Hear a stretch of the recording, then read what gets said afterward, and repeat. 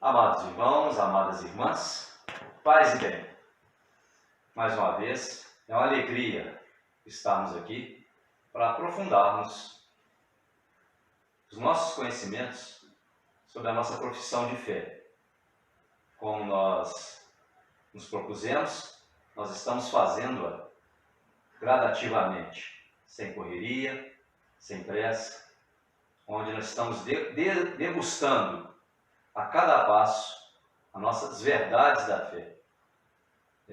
No primeiro momento, nós rezamos e pedimos: creio em Deus Pai Todo-Poderoso. Essa foi a nossa primeira parte do primeiro artigo do credo. A segunda parte é Criador do céu e da terra, onde Ele cria tudo, onde Ele é o Criador.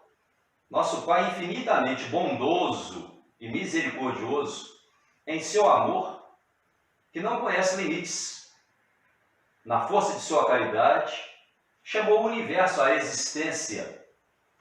No princípio, Deus criou o céu e a terra. Gênesis 1:1.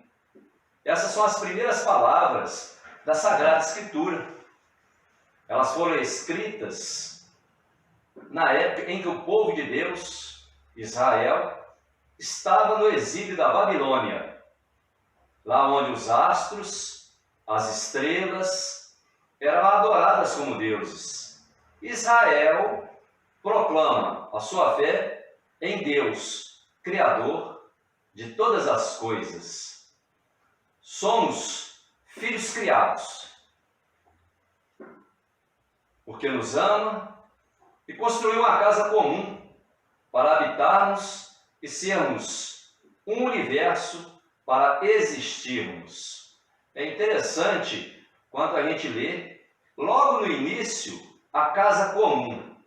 Papa Francisco, ele nos convida a tomarmos conta dessa casa também. Somos nós responsáveis. E logo no princípio do seu mandato como Papa, em 2015, ele solta para nós uma carta encíclica de nome Laudato Si, que quer dizer louvado seja, onde ele nos convida a tomarmos conta sobre o cuidado da casa comum. É interessante e vale a pena nós aprofundarmos também no cuidado com a nossa casa comum. Não é minha, não é sua, é uma casa comum nossa, onde o Criador nos deu esse privilégio de estarmos juntos, de fazermos parte. Com essas solenes palavras, inicia-se a narração da Sagrada Escritura.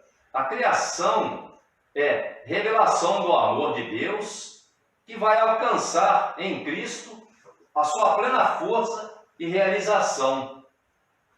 Criando o universo, o Senhor nosso Pai inaugura seus desígnios de amor e de salvação e nos convida, vou repetir, e nos convida a participar da sua aliança eterna, fazendo-nos seus filhos em Cristo. Ele nos convida a participarmos. Essa afirmação de fé em Deus, Pai Criador, que ao criar o mundo e a nós mesmos, nos convida à comunhão com Ele em Cristo. É um ato de puro amor e liberdade. Que maravilha, meu irmão! Ele nos convida com um ato de puro amor e liberdade. Chamou-nos seres humanos e também todo o universo criado. A participação de sua vida, a partilhar de sua existência, fundamentada na origem e o sentido da vida humana, e responde às perguntas mais profundas das nossas experiências na Terra. De onde viemos? Para onde vamos? Qual a nossa origem? Qual é a nossa meta? A verdade da criação é tão importante para a vida humana que Deus, na sua infinita bondade e ternura, quis revelar ao seu povo tudo a respeito da criação e do Criador. Entre todas as palavras da Sagrada Escritura sobre a criação, os 3 primeiros capítulos do Gênesis ocupam um lugar único, um lugar especial. A Bíblia sempre usa o verbo especial barak para designar as atividades causativas de Deus e distingui-la de nossa produção ou fabricação humana. O homem sempre produz ou fabrica alguma coisa a partir de uma matéria-prima prévia. De Deus se diz que produz a partir do nada. Isso quer dizer, Deus cria. Na natureza nada se cria, nada se perde. Tudo se transforma. Mas Deus, Ele cria e Ele nos criou. O céu e a terra constituem para os hebreus e para os cristãos o universo material, embora a Bíblia também mencione com frequência o céu ou os céus, em posição à terra, isto é, referindo-se a Deus.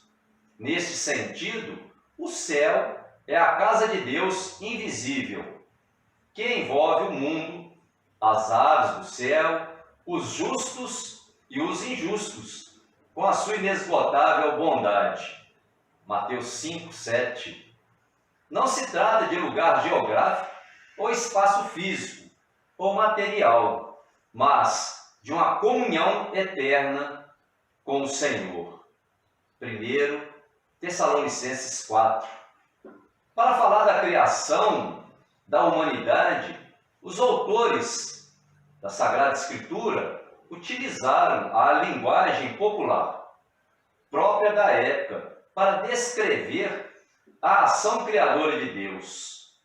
Os textos bíblicos a respeito da criação foi escrito por volta de 586 a 538 antes de Cristo.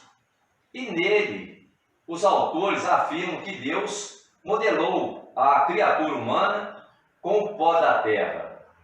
Gênesis 2. A palavra pó, poeira ou barro, na língua hebraica, de modo particular neste texto, indica a poeira fina do campo, usada pelos olheiros na fabricação de vasos preciosos, das peças mais delicadas. Isso significa que a criatura humana foi criada com o maior carinho possível.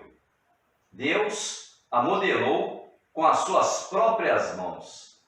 Deus te fez por amor, com amor e para o amor. Entende-se também que o autor do livro do Gênesis não se referia ao barro para descrever o modo concreto como a criatura humana foi feita, mas chamar a atenção para a sua fragilidade, para dizer que a criatura humana vem e depende de Deus, sendo frágil e limitada. Cabe não discutir se o homem foi feito do barro ou se a mulher foi ou não tirada da costela de Adão. É uma discussão inútil, porque está fora da intenção dos autores, que não são cientistas, mas teólogos catequistas. Essa é a preocupação, nem é por isso que está ensinando. O que se faz é uma observação teológica, usando comparação popular e adequada à época. A expressão Adão ou Eva refere-se a todos os primeiros casais viventes no início da raça humana. A palavra Adão em hebraico, Adam, não é nome próprio, mas significa ser humano. Podemos dizer que todas as pessoas são Adão. Aliás, Adão vem de outra palavra hebraica, Adamar, que significa solo fértil. Adamar era o símbolo da vida, isso é, da fecundidade. A palavra Eva, em hebraico, Havar, também não é nome próprio. A palavra ligada ao verbo hebraico, Hayar, que significa viver. Os autores do livro do Gênesis associaram o nome de Eva ao fato de ela ser a mãe de todos os viventes. À medida que o tempo foi passando, Adão e Havar se tornaram nomes próprios. Quando a formação da mulher, tal questão só pode ser compreendida dentro do esquema literário da sabedoria popular. Não se trata de fazer uma leitura no sentido estrito da palavra, de que a mulher foi tirada da costela do homem, mas foi criada como homem por Deus. Supõe-se que o autor sagrado tenha recorrido, pois, à palavra, reafirmando com a expressão ossos dos meus ossos, carne da minha carne. Gênesis 2. De modo a acentuar a igualdade, a solidariedade e o companheirismo entre os dois. Isso deveria existir hoje ainda.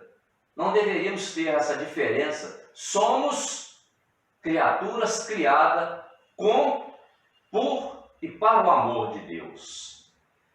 O fato central em questão é que Deus é o Criador.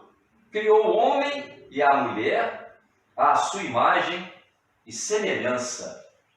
O mundo, as coisas visíveis e invisíveis, particularmente os seres humanos, foram criados para a maior glória de Deus. Deus cria por sabedoria, por amor e do nada, para o bem comum de todos. Deus jamais abandona sua criação, mas sustenta, protege e dá liberdade. Ele bate, mas ele não invade. Depende do seu sim. Depende do nosso sim, para ele entrar e fazer morada. Sabemos que Deus criou todas as coisas, as visíveis e as invisíveis. No que se refere às visíveis, já estudamos anteriormente. E as invisíveis, como por exemplo, os anjos, quem são eles? Os anjos são servidores e mensageiros de Deus.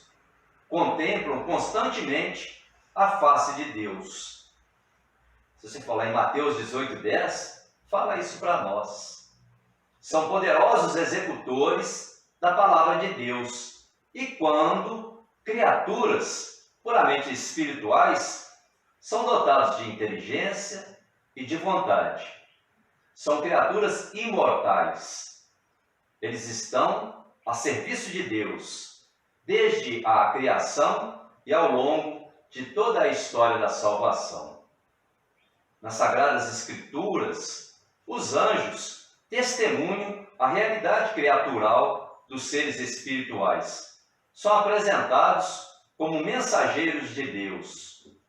Por meio de seus anjos, Deus faz presente em diversas circunstâncias da realidade humana. Em alguns textos da palavra de Deus, alguns anjos são chamados por seus nomes: Rafael, Miguel, Gabriel. É interessante que a terminação El nos nomes indica justamente essa comunicação de Deus Criador com a sua criação. Nesse sentido, diante de todas as coisas boas e santas que Deus criou, nós perguntamos: de onde veio o pecado e o mal? Para essas perguntas, não há respostas rápidas, nem sempre suficientes. Como consequência do pecado original, ou seja, do pecado das origens, a natureza humana tornou-se enfraquecida, submetida à ignorância, ao sofrimento e à dominação da morte e à inclinação para o pecado. Porém, Jesus Cristo, o Filho de Deus, por sua morte e ressurreição, nos salvou e nos libertou de todo o aprisionamento do pecado, tornando-nos novamente livres para a construção de um mundo mais humano, solidário e fraterno. O que é de fato o pecado original, ou o pecado das origens? Trata-se do pecado da desobediência ou da autossuficiência e da arrogância. Nossos primeiros pais caíram na tentação de querer ser igual a Deus, esquecendo-se de que eram apenas criaturas e não o Criador. Esse é o pecado que carregamos até hoje, muito embora não tenhamos sido praticado por nós.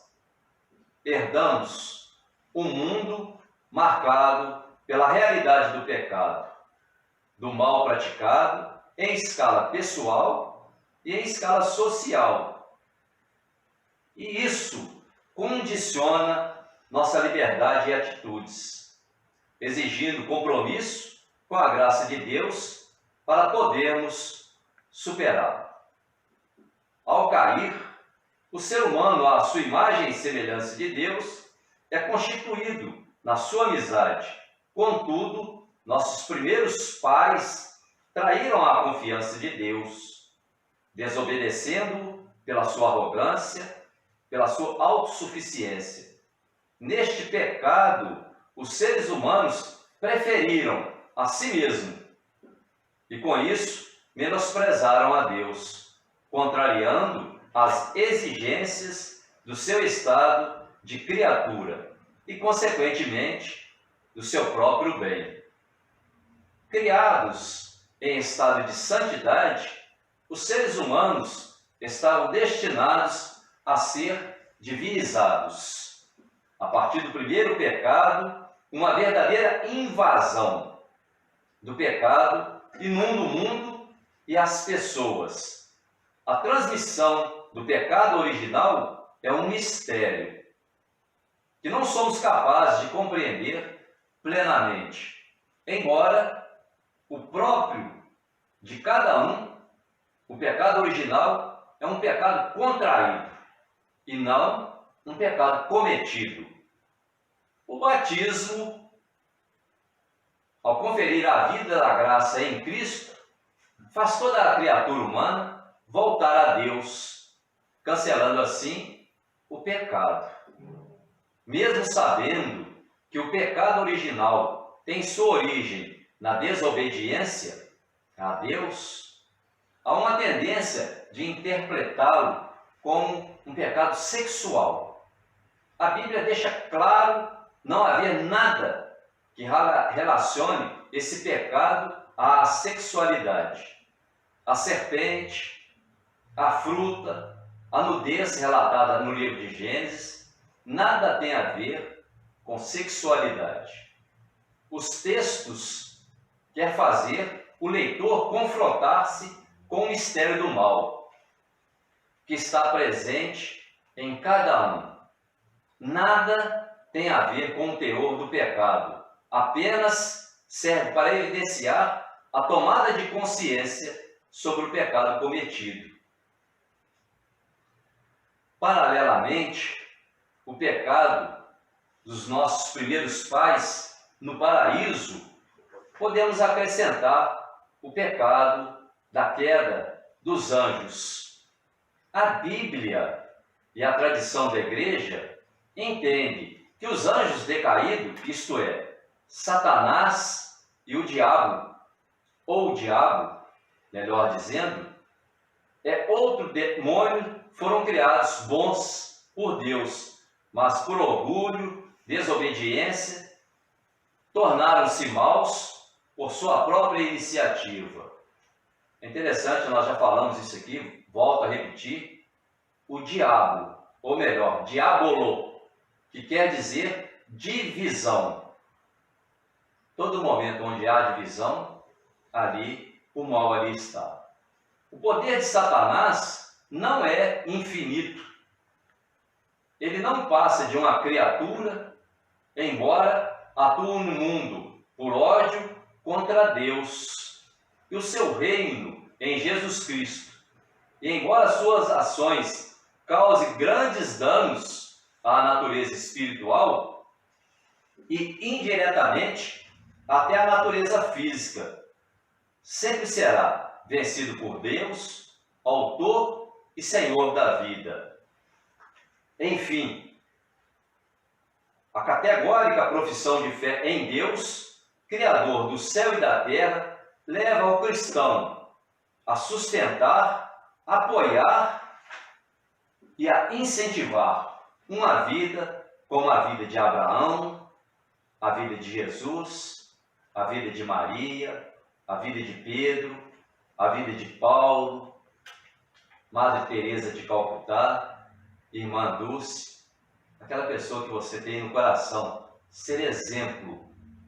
E tantas outras e outros modelos de fé autênticos e compromissados com aquele que nos criou e continua criando nossas ações e realizando transformações. Ao término do nosso primeiro artigo, nós temos que lembrar o seguinte: Deus, Criador de tudo, Ele é autor da vida. E somos convidados a fazermos parte. Ele nos cria por um ato de puro amor. E Ele nos faz por amor, com amor e para o amor. Que nós busquemos, nessa certeza e nessa beleza de Deus, transmitir também o amor.